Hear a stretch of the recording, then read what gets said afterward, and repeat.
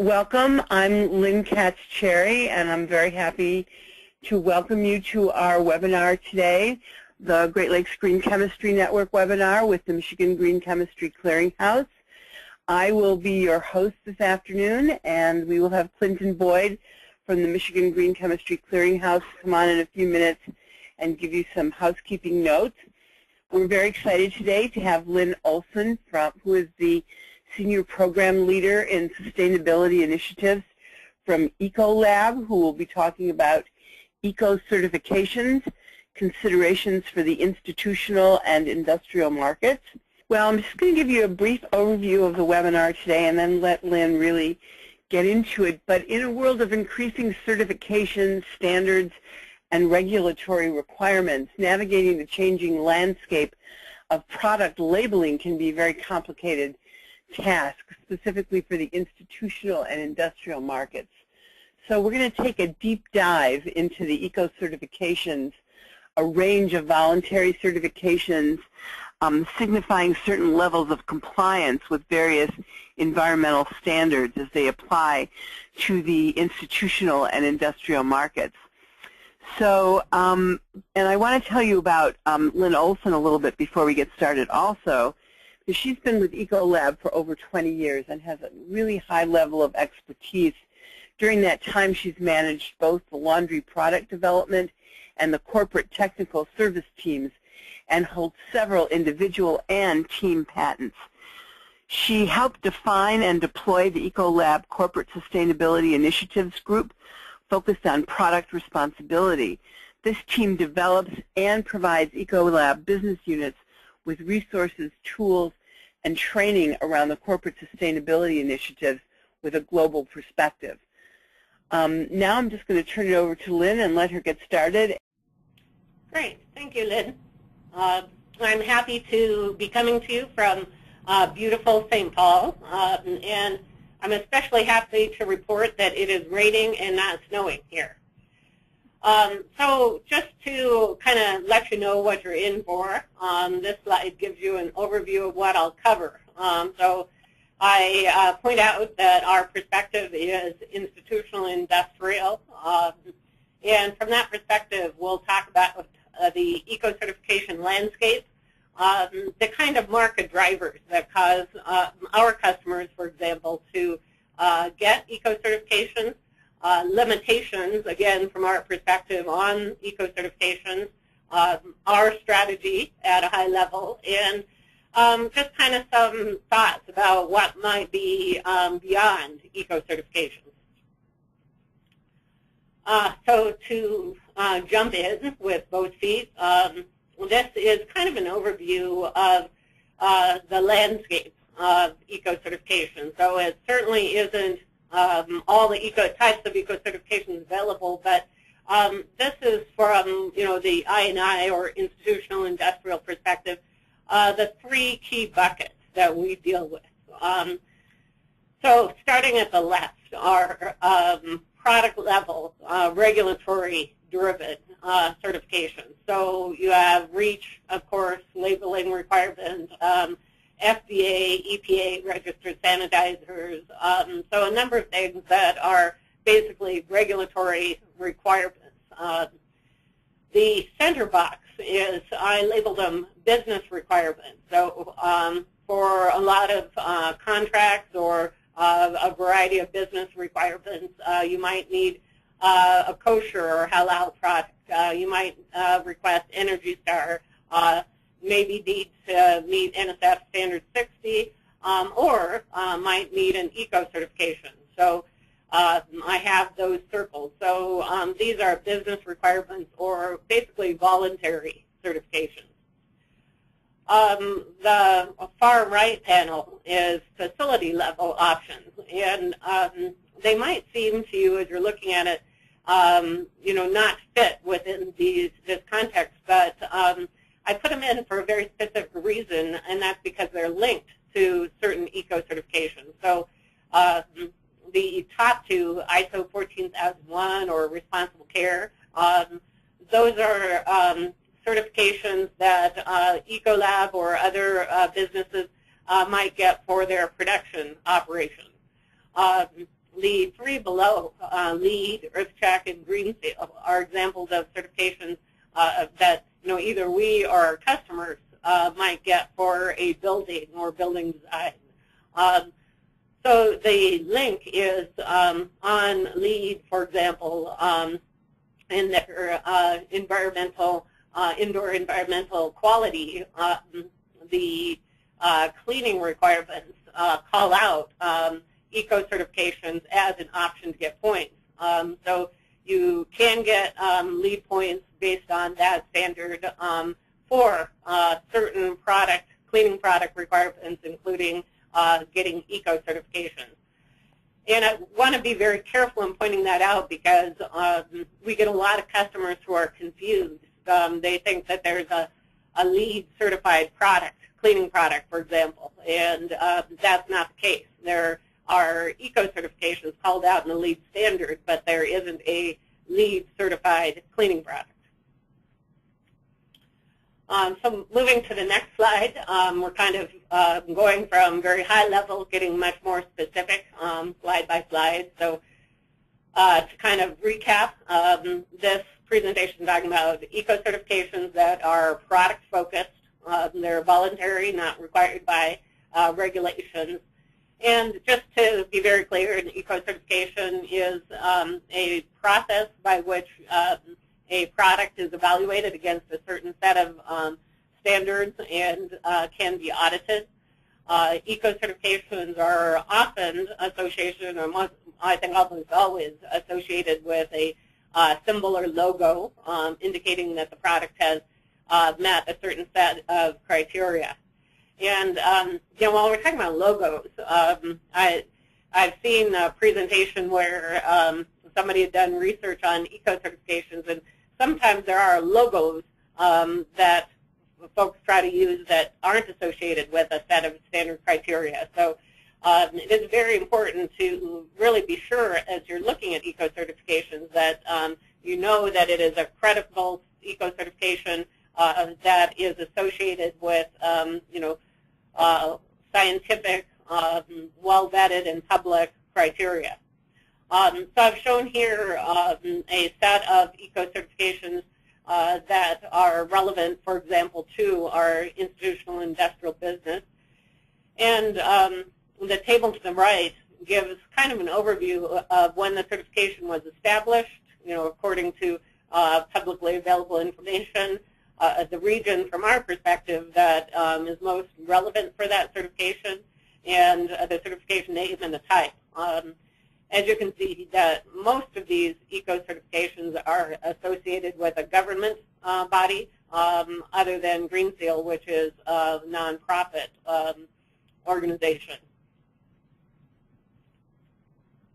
So moving to the next slide, clearly that subset that I shared on the previous slide is a very small subset of the very broad range of eco certifications available. I think it was last year when I looked at the Ecolabel Index, and there were 435 labels in 197 countries related to 25 industry sectors. And I think this is interesting because procurement professionals are really, from a global perspective, have a wide variety of eco labels to navigate through. There are different types of eco labels. So very briefly, the ISO International Standards Organization has defined 3 different basic types of eco labels. Type 1 is what we'll talk about mostly today, which is a multi-attribute label developed by a third party. Type 2 is a single attribute label developed by the producer or manufacturer. Type 3 is an eco label based on a full life cycle assessment. And I just included this Global Eco Label Monitor publication as a note that there are a lot of publications and information around eco labels and comparing and contrasting the variety of eco labels if you ever want more information.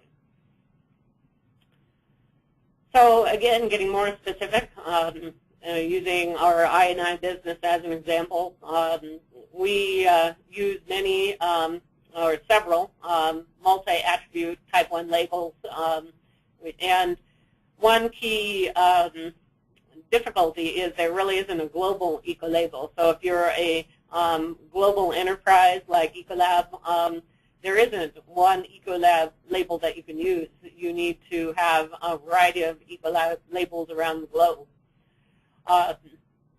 The design for the environment is very similar to a type 1 multi-attribute label, but is a little bit different in that it is more of a partnership arrangement. So there are a few relatively subtle differences between the DFE design for the environment and the type 1 multi-attribute eco-label as defined by the ISO entity. Then I also have at the bottom here a category of other, and really these two below here don't fit into any of the ISO categories. The USDA Bio-Preferred is focused on only one attribute basically, but it is a third-party review, so it doesn't really fit into the type 2. And the LEED building certification is a set of criteria and kind of a point system where you pick and choose which criteria that you meet. And it is third-party audited, but you pick and choose which criteria you meet until you get enough points to be LEED certified at a given level. So it is different than these type 1 eco-labels that we'll be talking about mostly today. So again, getting more specific, the type of eco certifications that impact our business. At the top of the slide, you'll see a set of products that may have some type of eco certification. And then on the right, we happen to be here in Egan. Our building is LEED certified. And in order to get that a few points in the LEED certification, we can use eco-label chemicals. So that is one driver for our customers to request eco certifications. But Ecolab is a very large enterprise, and we also have a number of industrial customers. So it might not be clear, but at the bottom of the slide, you see the donut sitting on a paper plate. And there are eco certifications for paper plate and food contact products. And so we have a number of paper customers, and those paper customers might get an eco-label or eco-certification for their plate. And in this case, on the left-hand side, you'll see Ecolab products go into the manufacturer of that paper or paper plate. But in this case, Ecolab would not get the eco-certification, but we would provide our customer information that they need to submit to the eco-certifying body to get the eco-certification. So what I'm pointing out here is that in some cases, as on the top, Ecolab would get the product certified, and on the bottom, we would help our customer get their product eco-certified. So two different examples of eco-certifications in the institutional and industrial market. So what are the market demands for eco-certifications? This slide shows kind of what we see as three key drivers, not necessarily in any specific order, but starting at the top of the slide, many corporate initiatives are focusing on sustainability. And you look at the color coding, the bulk of large corporations have a sustainability leader. More and more are stating water and energy goals. Fewer, but more and more are stating greenhouse gas and waste goals. And as part of their sustainability initiative, many are seeking ways to figure out to, we want all the products that we buy to be as environmentally friendly as possible, and so that can be a driver for eco-certification. From the federal and state perspective, there's a strong drive for environmentally preferable purchasing, and so that's a key driver in government and state bids. And then at the bottom, LEED, as I've talked about, is as people get buildings LEED certified, that drives some requests for eco-certification. But I've called out here the LEED volume. So this is a program in LEED where if you get a building with a certain footprint LEED certified, you can replicate that. And so that greatly accelerated the growth, I think, of buildings that are LEED certified. So to go into a little bit more detail on that LEED certification, and you can see in the upper right, and this is a little bit old, as you can see, the last bar was 2011. I think we could at least get a 2012 update. But you can see that these are EV, or existing building certifications.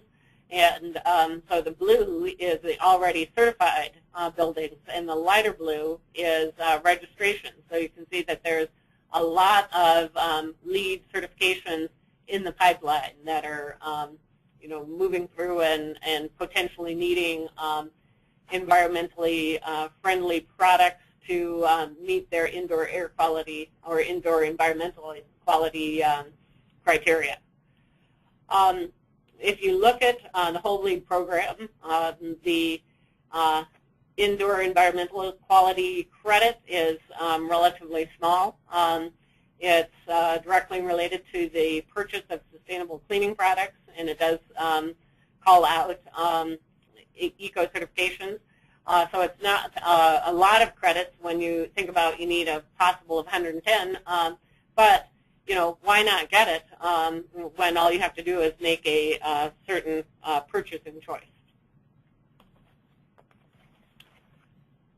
So similar to LEED, this slide shows the growth of eco-certified products for both Green Seal and EPA GFE.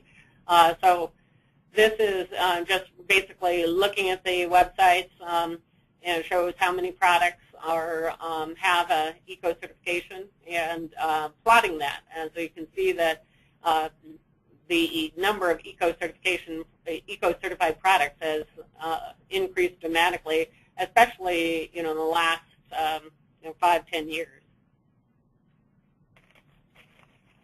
So as kind of a recap or overview, the market drivers for eco-certifications are corporate sustainability initiatives, government mandates or requirements for environmentally preferable purchasing, and the growth of LEED and LEED volume. And other kind of softer criteria maybe that we see is that sustainability is complex. So an eco-certification solves a complicated problem for our customers. It also shifts the responsibility for really understanding, defining these complex human health and environmental requirements to an external organization. And I think for LEED especially, where you need to provide documentation for each point that you have, certification is easy documentation to put in your LEED binder, or documentation that can be used in the bidding process. More and more, we see that the procurement professional might not be the one specifying the sustainability or sustainable aspects of the purchase. So it is easier for the sustainability director, lead project leader to have something that they can say, if you get a certified product, that'll meet my requirement, rather than having to set out their own specifications. And that just underscores the last bullet of, checking the box. It's easy to check the box in a bid situation. But there's also limitations. So, one of the questions one might ask is, if I get an eco-certified product, are there real and measurable environment, health, and safety impacts? So eco-certifications are a little bit different than other certifications. Historically, many certifications have kind of been a consolidation of industry best practices. Eco-certifications have a bit of a different goal, and that is really to make a change in the market and change customer requirements. But it's really unclear how much of a EH&S impact that these standards have on the whole. So to illustrate that point, you want to take a look at the lower right hand, and that represents the total impact view that we take when developing a new product or system for our customers. So we take a look at human health and environmental safety that I have highlighted on the left. But then we also take a look at the process. How much water is used? How much energy is used? How much waste is generated in the packaging and the effluents? Are there asset compatibility issues? For example, is this going to decrease the life or increase the life of your cooling tower? Are there any air emissions? So when you look at a product level eco-certification, it's really only looking and focused for the most part on environmental and human health and safety. So it's only one part of the whole picture. So continuing with business concerns is, and I think I've already mentioned this, that eco-certifications are not global, and also they have limited categories. So there are eco-certifications for hard surface cleaners and eco-certifications for warewashing products and for laundry products. So sometimes our customers come to us with a product like, in fact, food and beverage customers are starting to say, oh, is there an eco-certification for a tank cleaner? And like, no, there isn't an eco-certification category. So sometimes people don't understand that there are not eco-certifications available for all product categories. And as I've seen our company grow over the 20-plus years, we have lots and lots and lots of product categories. So the fact that eco-certifications aren't global and they're not comprehensive is sort of a limitation. Also, from the I&I perspective, as the eco-certifications are narrow, so they're really, and I think it's logical that they've been very consumer focused. So there isn't a view or understanding of the whole process or system because in a consumer product, basically you have a product on the shelf, consumer takes it home and uses it. In the I&I setting, you have a product, but you also have a dispensing system. You have an interface with our technical sales associate that helps set up the system, make sure it's operating well. And so you have much more intimate interaction with the whole process that the product is used in the customer setting. There's also potential brand impacts. When a corporation gets an eco-certification, you really want to make sure that you're working with a high-quality, scientifically based eco-certification body, and there's potential that the eco-certification has impact on the product and system and the reputation because you are hiring an external third party. Also, all eco-certifications aren't created equal. So, are the requirements prioritized? In other words, are they focusing on the priorities in those certification standards that will really have an impact? in the customer's environment? Are they founded on solid science? And one of the concerns from a business perspective is that the requirements change, and they change relatively rapidly. And so I pointed out the DFE's recent, within 1 year there's a change. And in general, a development cycle for a cleaning product, as an example, is about 2 years. So, if you start with a certain eco-certification standard at the beginning, thinking about that in that context of your product development process, it may have changed, but before your product is launched, and so it doesn't mesh very well with the business cycle. So this slide gives a example of a little bit bigger picture of the whole system view. So I mentioned earlier that eco-certifications, one of the ideas is to change the market, but sometimes it also lags behind the market. So this shows from left to right the standard 5-gallon pail, which is, or 20 liters, which has a lot of plastic, 1,250 grams in this example, to innovation that we had here in the 1980s, where you go down to solidify that product, so basically dehydrate it and then have a dispensing system that reconstitutes it on site. So it's a real win-win situation, because you have a product that can't spill, you have a lower transportation footprint, and now only weighs 9 pounds, so it's easier for customers to handle, and the packaging is only 125 grams. And then going even further, that same product with the same application, so it's a different chemical formula. With that chemical formula change, we could wrap it in basically cellophane and get down to 7 grams of packaging. So significant packaging reduction, easier to handle, more difficult to spill.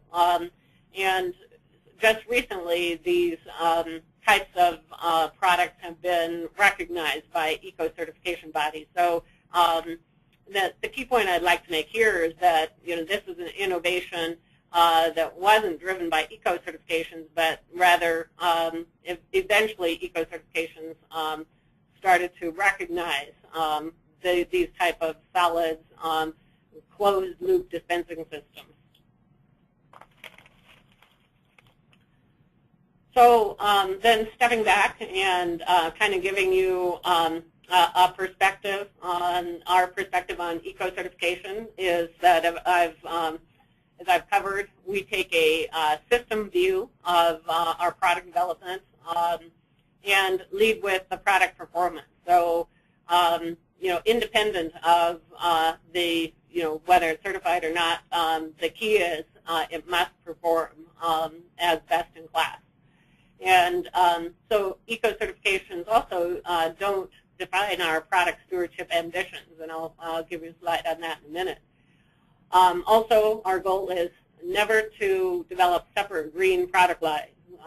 Our mandate is that all our products are developed with human health and environmental safety and total impact in mind. So again, we not only look at the human health and environmental impacts, but we look at all of the impacts like water, waste, energy, impact on assets, impact on air as we develop products.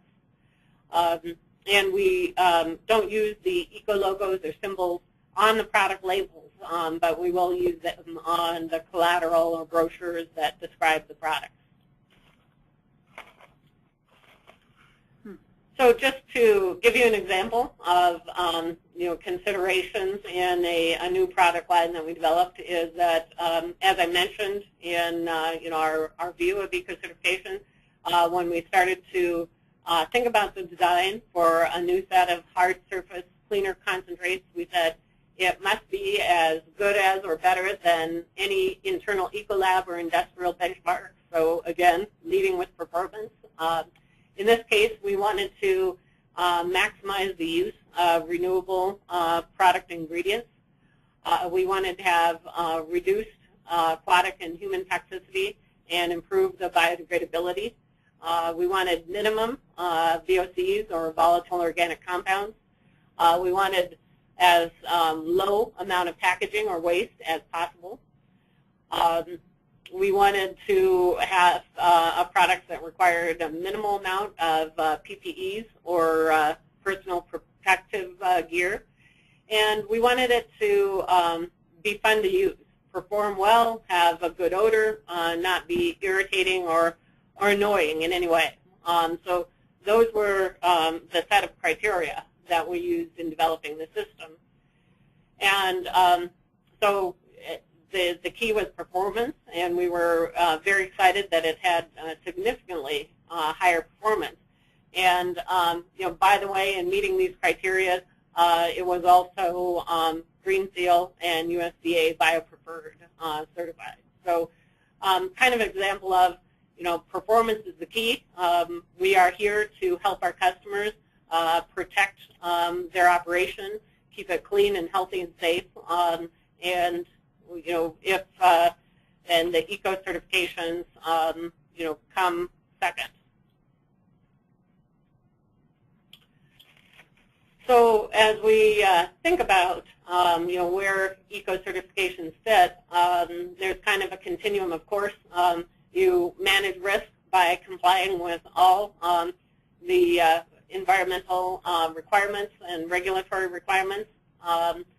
We enhance value to our customers by designing our systems with this total impact view, and our goal is to free all our customers from risk and worry.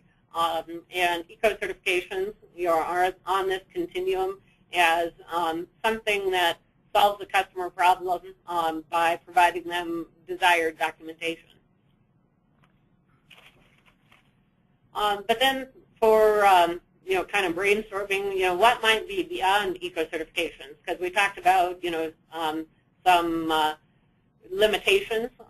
So what might be next? And what we think is interesting, and the first ever annual meeting is coming up in May. But there's a Sustainable Purchasing Leadership Council that has just been formed now for a little bit over a year. And they noticed really what we noticed, is that there's a lot of information on sustainable products and sustainable development and green product design, and there's a lot of eco certifications. But if you put yourself in the procurement professional's chair, how do you assimilate and organize and really use all the information that's out there? So there's kind of a gap, sort of maybe overwhelmed with information but without context. So we became, because we thought that's a great idea to pull together existing information and see if we could put it into a framework, as a council that is really more useful for procurement professionals. And so the vision for this organization is to build a framework that leverages existing information and kind of follows the lead type of format, where you have a number of guidance documents, and that you can get points based on points of your choosing based on the actions that you take. But what we think is really interesting is that a key part of the thinking behind it, so like nothing much has happened yet. I think this first annual meeting in May will be a very significant working meeting, but the goal is to prioritize, baseline, document, and measure impact. So, the goal is to figure out how to organize your purchases so that you really have as large as possible impact through your purchasing on the sustainability of your facility. So with that, I will turn it over to Lynne and let her moderate the question. Well, first of all, thank you very much for that presentation. It was really interesting, and I have a couple of questions of my own, but we right off the bat have another question that came in while you were doing your presentation, which is why didn't you include eco logo in the discussion of type 1 eco labels? That's a very good question, and like I mentioned, I think several times throughout the presentation, this is just a perspective based on being in my shoes in Ecolab, and we actually had some Ecologo certified products when we had our vehicle care division. They came in through an acquisition, but for the most part, I just shared information and shared the eco certifications that have been most sought by our customers and that our product development teams have used. So I, in no way meant to slight anybody, but just sharing, the ones that we happen to use. Okay, great. Thank you. I'm very interested in, you were talking about the limitations of the eco labels, the various eco labels, and one of the things that interests me is that there's not necessarily consensus, I think, on the, I don't know quite how to articulate this, but necessarily on the validity maybe, or the content of all of the different labels. And the one that strikes me the most, for example, is the USDA Bio-Preferred label, because maybe it's the criteria that they use to decide what they consider bio-preferred.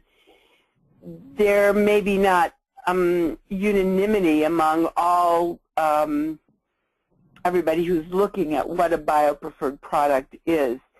Okay. Because I think it is a good question, Lynn, in that, as you look at the USDA Bio-Preferred, that label was really not driven so much for sustainability reasons, but more to support, U.S. agriculture.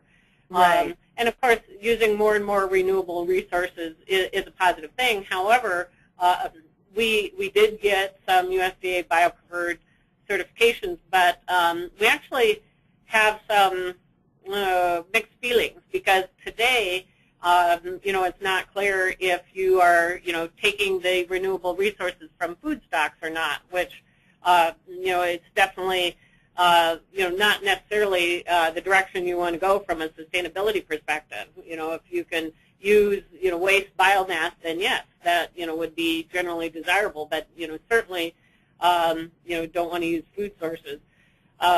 So it is and if I was a eco certifier, I think it's very frustrating if somebody would put, a multidimensional eco label next to USDA Bio-Preferred, because they really are like apples and oranges. They're totally different, and they're driving toward different end results. Right. Exactly. And sometimes it seems that the label is, in that, and that's a very good example, is not so much based on sustainability, but based on other considerations, which and there's some energy, some of the energy labels, I think, as well, from the Department of Energy, which are not necessarily based on, or are very narrowly based on sustainability issues around that don't take in the larger picture, I guess is what I'm trying to say.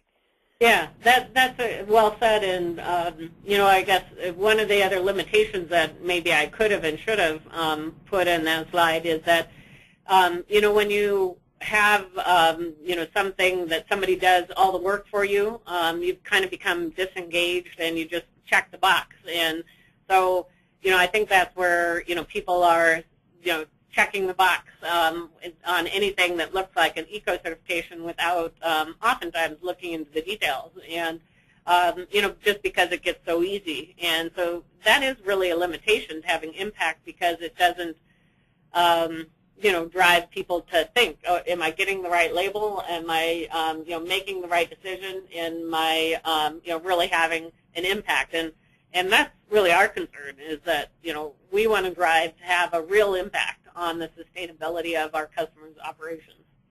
Right, and I'm just going to put in a little plug for a project that the Institute for Agriculture and Trade Policy and the Great Lakes Green Chemistry Network did this past year, which is where actually I met Lynne on green chemistry tools for business, and our manual will be getting published for open access online early this summer, probably sometime in June. And it discusses, not specific to eco-labeling, but to the use of tools, but it's the same principle in terms of kind of the black box process, when you're looking at tools to use for alternative assessment or hazard assessment and eco-certification as well, that to be very aware of what's being used, how your end result is being achieved, so that you know what's being taken into consideration and how points are being allotted or how the final result is getting there. And we give a lot of suggestions of questions to ask and things to be aware of. So our website is www. I think that's really important. I would underscore that with a heavy marker. Thank you. So our website actually just appeared on your screen in the end slide. So you can keep checking that, and sometime in June probably that will be available. We do have another question, though, that I want to get to, which is, how will the SPLC interact with existing eco-labels? Will it support them or eventually replace them? Will it become its own Uber label?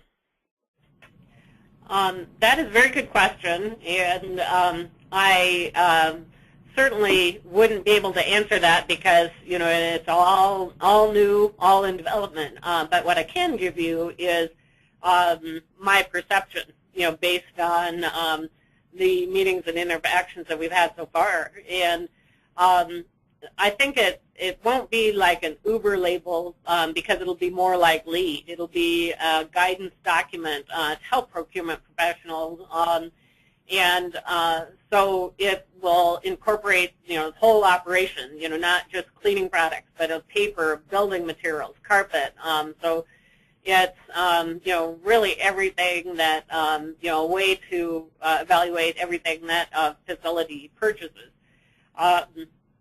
But it's my belief, and we have many eco-certification, or several anyway, eco-certification bodies that are part of this organization. And so I believe that eco-labels and eco-certifications will, be part of that existing information that's leveraged. And that's what I think is, so interesting about the SPLC, is that, they really aren't out to reinvent the world. They're basically out to say, okay, guys, what works, what's useful, let's pull it together in a framework that is easier for procurement professionals to use. And in a way, I kind of think about it as connecting the dots. So I'm going to wrap that part up, and thank you again, Lynne, for a really interesting presentation, and remind everybody that this will be available on our website very soon, and also on the website of the Michigan Green Chemistry Clearinghouse. And again, the web addresses are available right on your screen. You can see them right now. And I want to thank Clinton for his help today also, and for the co-sponsorship of the Michigan Green Chemistry Clearinghouse. I want to remind you again to register for our upcoming webinars in May, 2 special webinars. In June, this very exciting and different tack that we're going to take for this 1 month on environmental justice in green chemistry. I think this will be a really interesting perspective on green chemistry that we haven't looked at before. And encourage you all to, again, check out our websites for new and interesting information. And we look forward to talking to you again next month. Thanks again, everybody. Talk to you soon. Bye-bye.